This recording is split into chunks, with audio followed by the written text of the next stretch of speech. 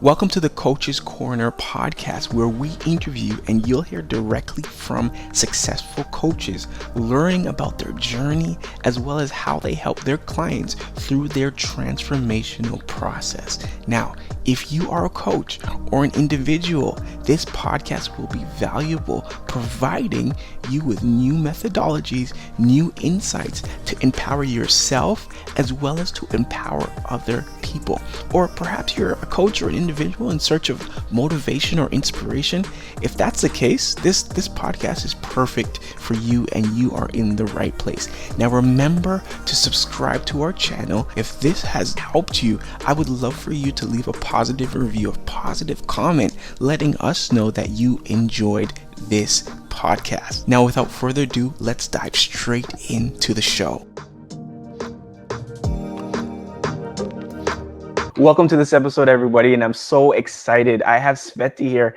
Sveti, nice to meet you. It's a pleasure to have you on.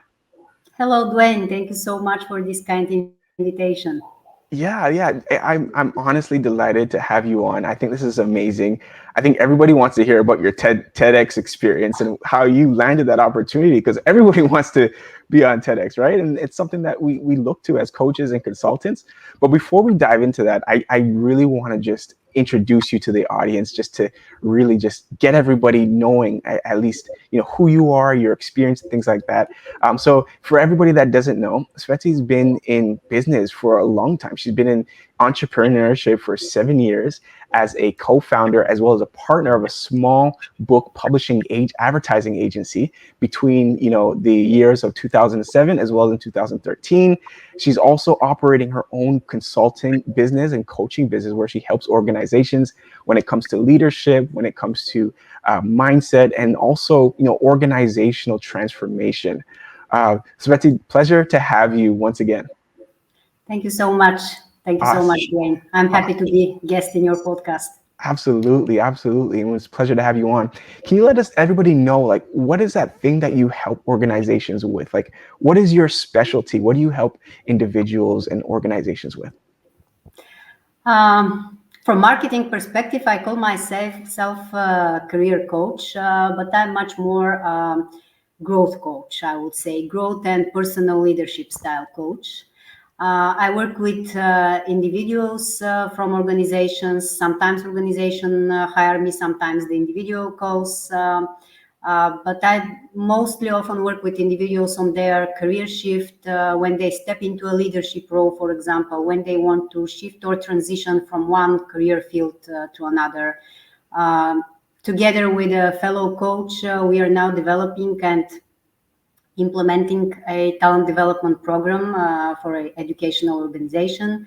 I'm also serving as a mentor and coach for two organizations, both in the NGO field here in Brussels, where I currently live. And also I work with individuals, as I shared, on their path to growth. I call it growth with joy, because I believe that once we really unfold the layers of who we are, then joy actually is what waits for us in order to let us grow and thrive in work and in life. That's awesome. What a great synopsis. That's awesome. I think joy is so important from what you said, because you have to find pleasure in what you're doing. Because if you don't, you're not going to be a happy camper. In this case, a happy coach, right? And I think a lot of coaches, they kind of struggle with their identity and more so how they help individuals. And I think that's so important. So I guess from your experience, you have a lot of experience, a lot of expertise. What's your backstory? How did that all transition for you? Truth is that I sometimes also struggle with who I am as a coach and as a person, Dwayne. But truth is that I kind of get peace with myself on this topic once realizing that I'm work in progress, like everyone else. So we occasionally evolve into hopefully a better version of ourselves, and this is valid both for people as well as to organizations.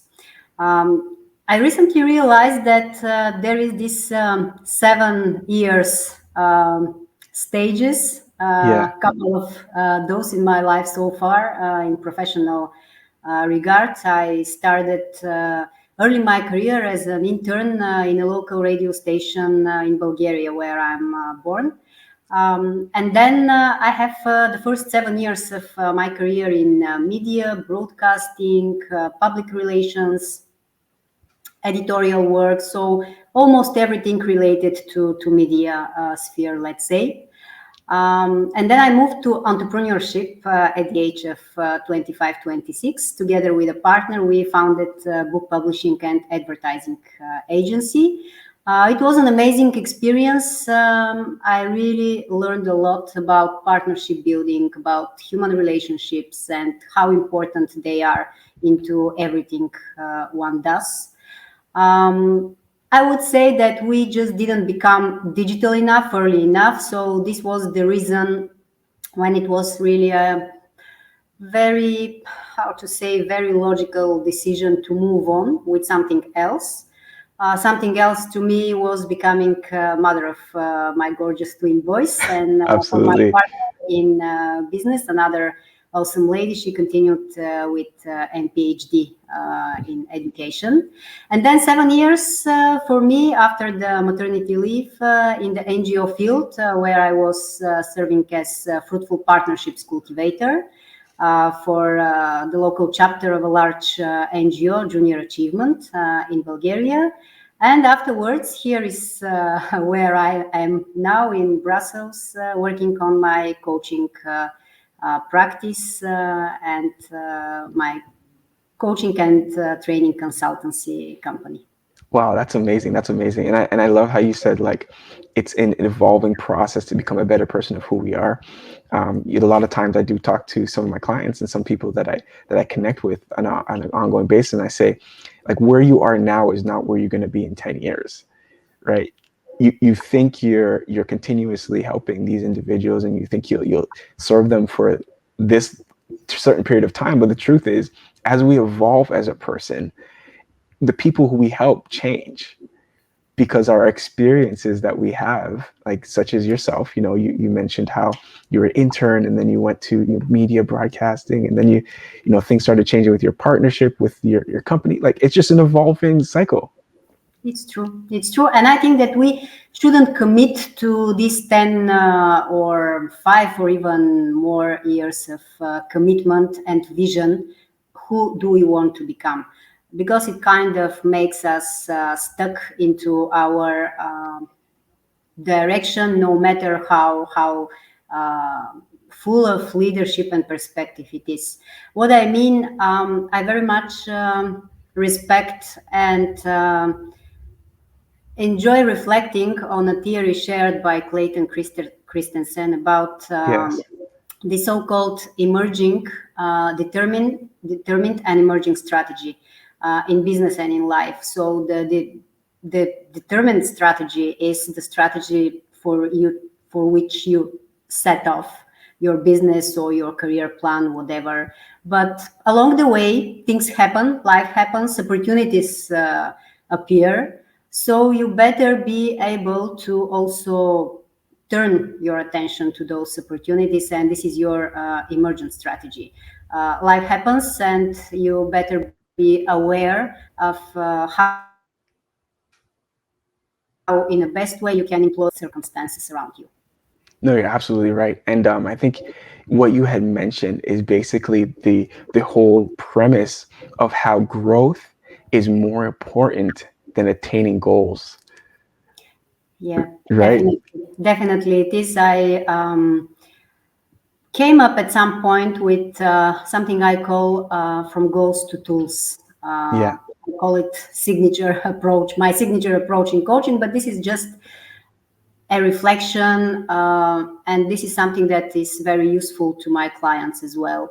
This is a concept, call it a tool, a mindset, in which we just see our goals not as a summit which we want to climb on, but as a way forward and how we become and evolve into better versions of ourselves.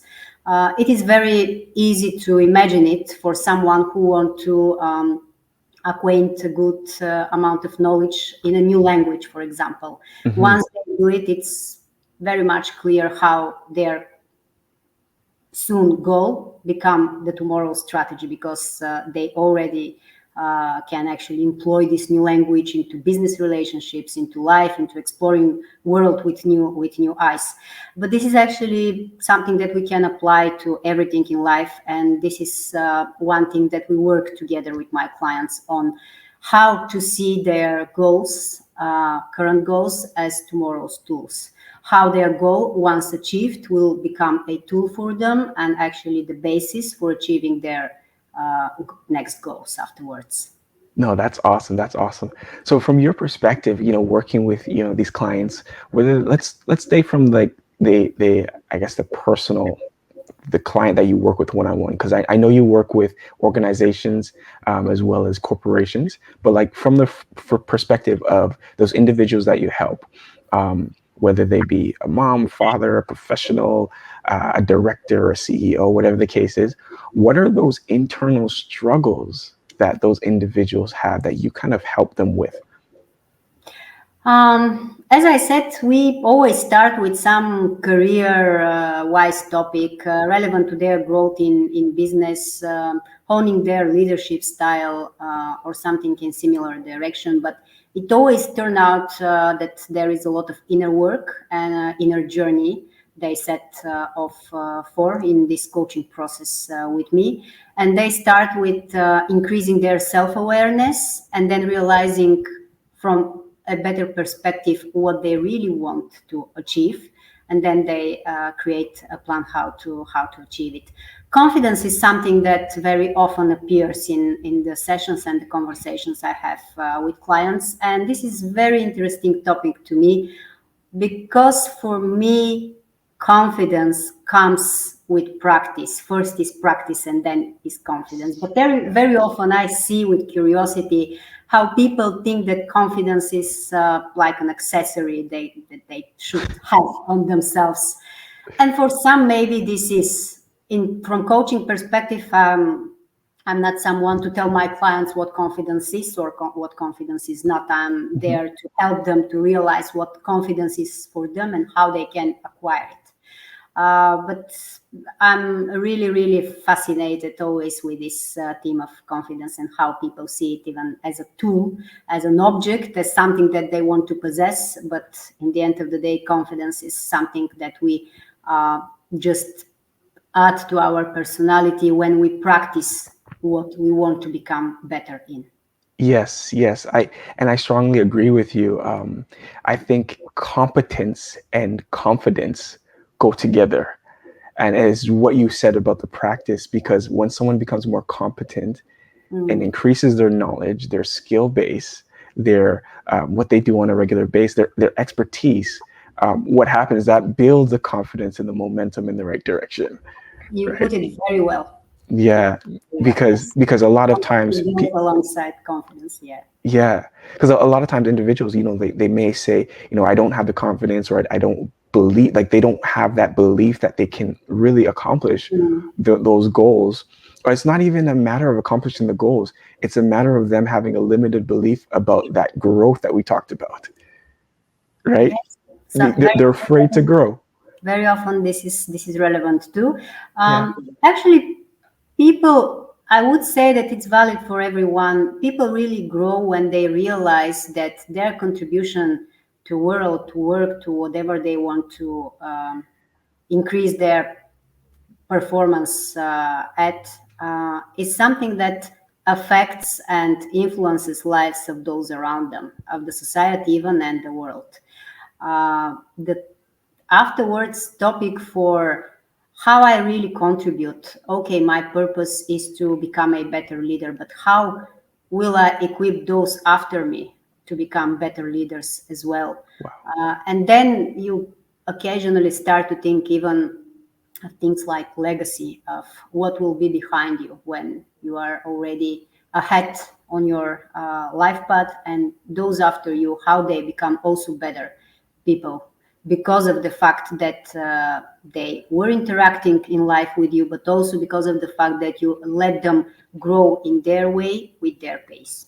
Yes, that's so critical. That's so critical.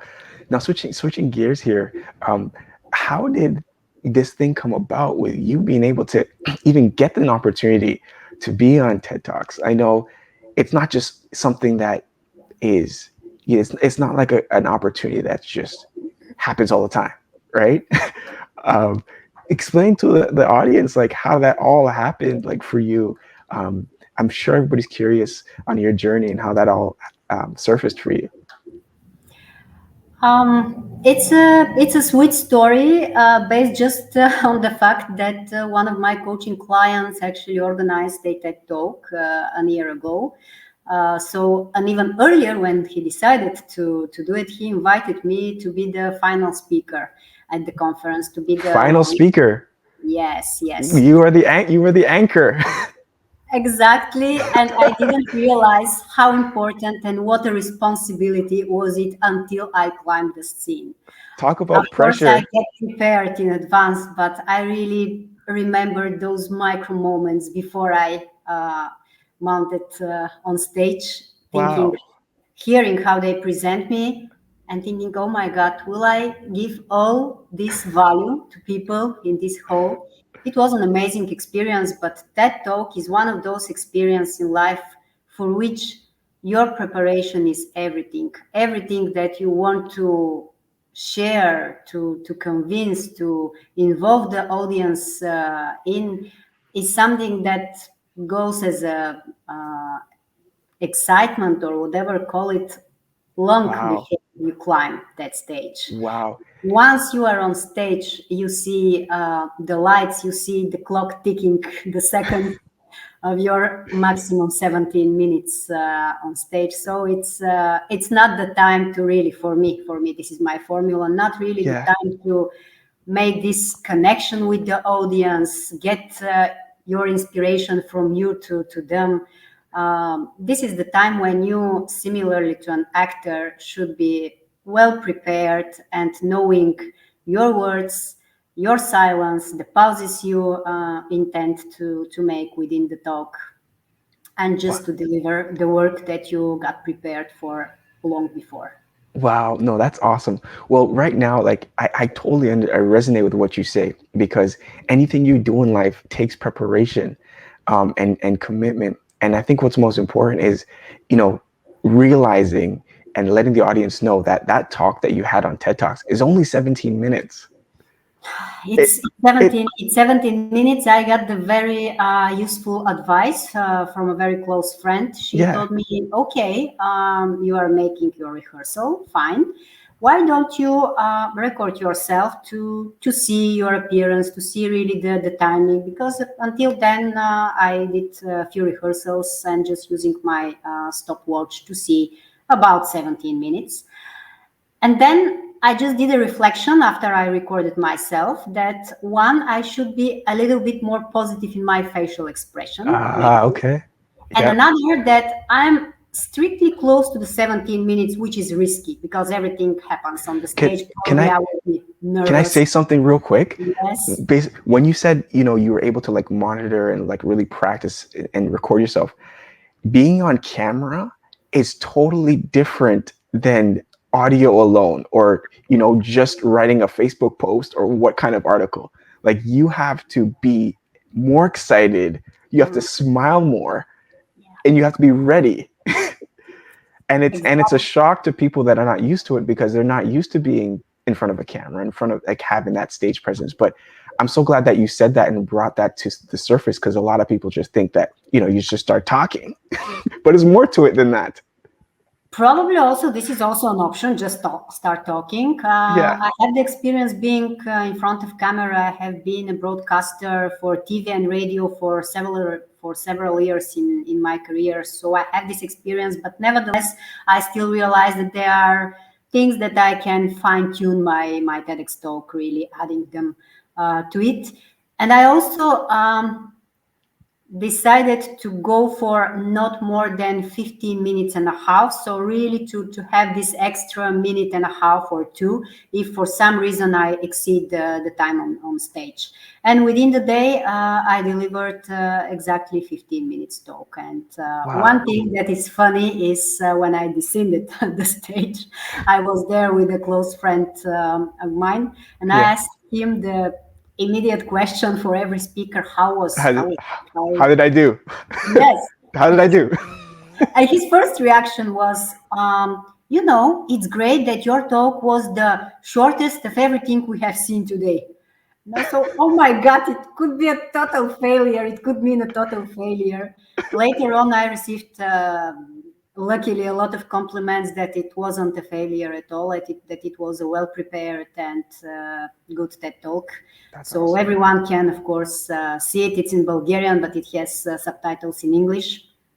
And it's very relevant topic to what we are talking today. It's building the bridge to yourself, Wow. and how this is the prerequisite of really connecting to others and building bridge to others. Building bridges Wow. was the metaphoric topic Building bridges. the of the Wow. conference. Yes. That's so important. So like how was the preparation for you? Like how long was it months that you had? Was it weeks that you had? Like was it kind of a last minute invitation? Did you have time to put things together? Not at all last minute. I knew 10 months Okay. in advance, but of course I didn't start my preparation in advance. I just knew almost the moment when the organizer, my coaching client, decided to organize together with a partner the conference. So he shared it with me, and not long after this conversation, he also invited me to become one of the speakers and to become the closing speaker as well. So I really had a pure almost 10 months to prepare, but it was in October. So I started my preparation midsummer, Hmm. July, beginning of August, I started actually reading with the very practical side of the topic, building bridges. So I started reading architectural postings, even lectures of architects, how to build a bridge. So I wanted really my concept was to extract knowledge and inspiration from the engineering perspective of building a Wow. bridge and to apply it into how to build the bridge first with yourself, to connect with yourself, and then based on it to build the bridge to others. So I had a few months to prepare, but I remember that first thing I did, because I'm good to express my thoughts when writing them Yes. down. So I put pen to paper, and it was about 10 pages of paper. And then I decided to keep it for a moment and to read all this amount of text and realized that this is something like 25 minutes. So I then decided, of course, to leave the gist, to leave just the things that are strong enough as message, and really just the aphorisms, if you like. Yeah. Uh, Yeah. and that's how I kind of redesigned afterwards once again the TED Talk in September. And the total amount of rehearsals, like from the beginning till end, including the recording of it, were no more than 3-4 times. 3, 4. Okay, that makes sense. So like Yeah, they'll bring you in 3, 4 times prior to the event yeah. to actually rehearse. So it's like when you have that, because like explain to people how it is, because some people here that are listening to it might not ever or probably don't haven't experienced that stage where you have the lights in your face, you can't even see nobody, all you see is a timer, you can't see what if people are smiling, if people are engaging. Explain like how that that was for you, because I'm sure that was nerve-wracking and exciting at the same time. Um, I would say that for me, the greatest amount of effort into preparation went into the really mental and mindset readiness to climb that stage and to deliver this talk Wow. without notes, without reading text or whatever, and at the same time without depending on the moment what I want to have the rough idea what I want to say. No, I knew exactly each word that I wanted to say. During the day, as I shared on stage, you pretty much see the lights, the camera that is recording the talk, and really one big screen that counts 17, 16, 15 minutes, and you just click to the next slide and you keep talking. Yeah. So it's something that I would say was useful to me was my background in radio as a broadcaster and doing one-man show. This is how they call it when you say when you have the microphone, you have one tool for music, one tool for advertising. So you really need to combine all these things and also to be able to talk and to say something that makes sense to Yeah. people. So, but of course, not you that definitely doesn't need anyone to who deliver a TED talk to be a radio or TV broadcaster to do so. Not at all. I would say that you need to think what you want really to send as a message to the audience, and to keep it around no more than 3 to 5, and 5 even probably are more sub messages. So one general message, 3 to 5 maximum sub messages, and really make it clear. Now Yes. we are in this part first. Now we are in this part second. Now in a resume, this is what is important. Not Yes. like delivering lesson, but still to be very clear what you want to stress on. No, that's awesome. That's awesome stuff. So I guess like someone listening to this, they may want, I don't know, they may want to be on a TED Talks one day, or they're just probably just looking to better their craft with their delivery when it comes to speaking on public stages, maybe a Facebook Live, an Instagram Live, maybe one day they get an opportunity to speak they have an opportunity to be a public speaker, and they're really trying to push towards that. What are some of like the advice that you would give to individuals that are seeking such exposure? Um, it is similar to every meaningful exposure we want to have in life. You are there not for yourself. Of course, you are there on behalf of yourself, but you are there for the people who came to listen to the talk and came to this event. So this is first thing. Think long before in your preparation and within the day. Know that you are there to deliver to the people who came to listen or to watch you, to see you. This is one thing. Another thing is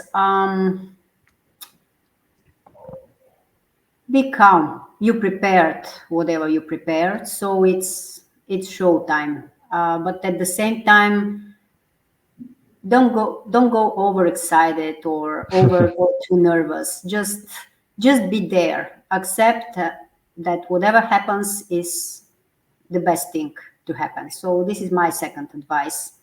And third is choose a topic on which you really are passionate about to deliver a message. The topic that I choose was very close to me as a coach, as a person, as professional.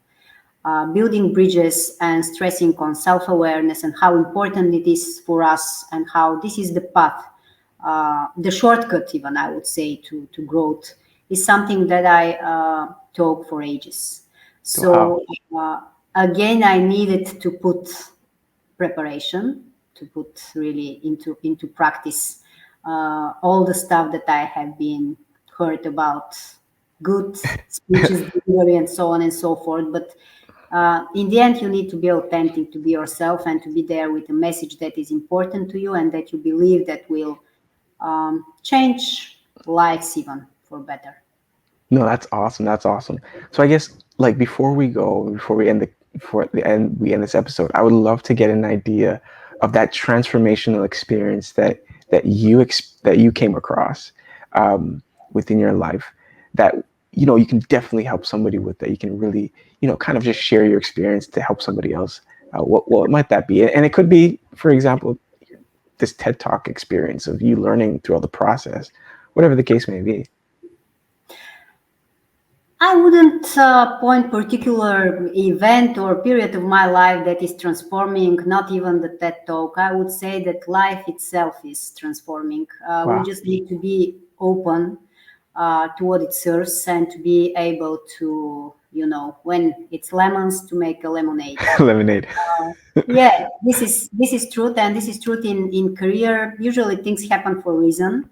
And I also realized with years that the best way to express and to employ emotional intelligence, for example, is to stay calm in the middle of a crisis. If it is a conflict, if it is a situation at work, if it is a problem with a business situation, just stay calm, wait for a while, and really things will become clear itself. And then consciously react from the place of wishing well to the person, situation, and really from the very humanly perspective of resolving things, rectifying things if it's needed, but really from the place of confident humility and Yes. desire to make things in life better. Then everything is easier. There is no recipe for growth or for a successful coaching process that I lead my clients through. I'm leading them by following them. This is the truth. I don't have any scenario for any client that I work with. We are setting off for success, for their success, the way they understand it. But along the way, we reveal layers of them. And very often it happens that they realize that their goal is a little bit different than the one that they put for themselves in the beginning. Yeah. No, that's awesome. That's awesome stuff. And I know you have, your second season of your Clarity Check-in series. I would love for you just to get an opportunity to let everybody know what that's all about. The link is below, but before they click that link, I'd love you to give them an intro what that's all about. Of course, Clarity Check-in series is something that I started last year with season one. This is a group coaching format, which is inspired by the work of Professor Hal Gregerson and his book Questions Are the Answers.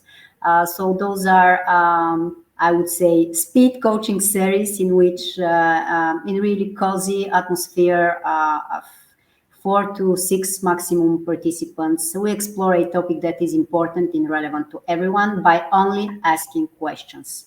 Everyone comes with a topic, shares to the extent they are comfortable to, and then everyone else asks questions for a set of 4 minutes. And then you already have at least 10 or more new perspectives. Questions are the answers in this format. The participant that shared the topic, everyone shares, doesn't answer to the questions. They really let the reflection to sink in. So it's a wonderful format, which will start in October again with its season 2, and will happen once a month with episodes in English and also in Bulgarian.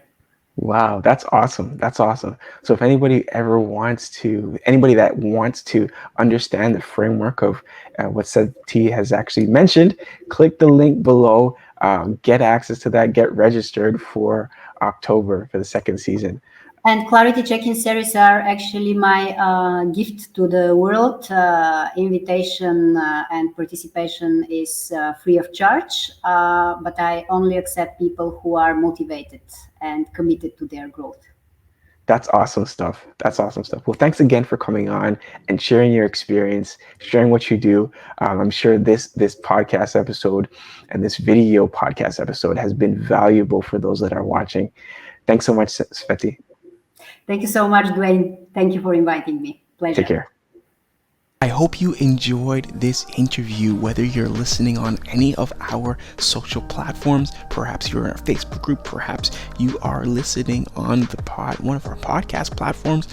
Wherever you're listening, I hope you enjoyed. But do us a favor and leave a positive review, letting us know that you actually enjoyed this and this actually was valuable to you. Whether you're an individual or whether you're an actual coach looking for some guidance, inspiration, we want to know that this podcast is valuable to you so that we can continue to make more and to inspire more people. Hope you have an empowering day and an empowering week. I'll see you in the next episode.